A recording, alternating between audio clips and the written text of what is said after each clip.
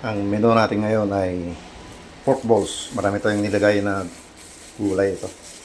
Saka nakagawa na tayo ng mauuna. Ito na yung unahin natin. Pork balls.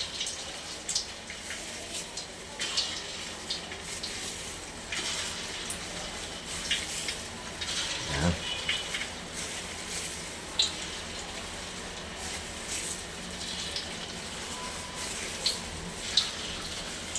Parisan natin ito mamaya ng miswa.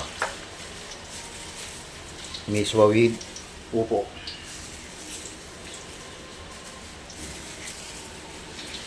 Ayan mga karels. So, kailangan ito mga karels.